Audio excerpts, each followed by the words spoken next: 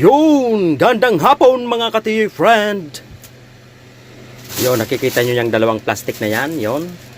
Ay kagagaling ko lang po sa labas at bumili rin ako ng mga prutas para pang display ko rin dito sa aking room. Siyempre, mag-New Year mga ka-TV friend. Yan. O, meron tayong grapes dito. Kailangan dahan-dahanin lang natin to at baka madurog. Yun, meron tayong pongkan. Meron tayong ano bang tawag dito mga ka-TV friend? Ano bang tawag dito? Kalimutan ko. Yan, syempre meron tayong guava. Tapos meron tayong red pongkan. Yung lokban kung tawagin sa amin, yung malaki. Big pomelo. Ayan, meron tayong mangga dyan. Meron tayong orange. Meron tayong apple. So, syempre, aayusin na natin yan mga ka-TV friends sa ating paglalagyan. Para ready na siya ng ating grapes. Wow! Ayan, bubuksan rin natin itong ating pongkan. Oh, yun, oh, dami, oh. Wow! Aayusin natin yan at ipapakita ko sa inyo yung pagkaayos natin ng ating mga biniling vegetables, prutas pala mga kayoyti. Ayun no mga ka-TV friend, oh, tingnan nyo. Wow. Oh, okay na ba pagkaayos ko? Oh. Hindi naman ako sumusunod sa prutas kung anong klaseng prutas yung dapat na ilagay. Yan. Basta bumili lang ako ng prutas na paborito ko. At yan ang aking inilagay. O yan, makikita nyo yung pagka-arrange ko. Medyo okay na siguro itong mga ka-TV friend. Yun.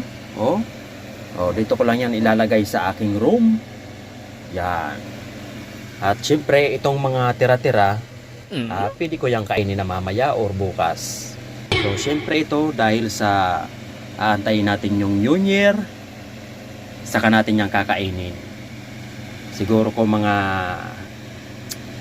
3 araw kakainin natin yan. O yan. Hindi naman masama sumunod mga ka-TV friends sa mga pamahiin. Ang importante ay masipag tayo sa ating trabaho at makukuha natin at makakamit natin yung mga ambisyon natin sa buhay.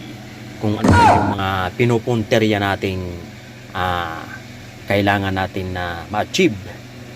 So kailangan pa rin natin ang matyagang pagtatrabaho, o di ba? Kita nyo, okay na yan mga ka-TV friends. So naka-ready na yung aking mga prutas. So syempre meron pa rin akong ilalagay dyan.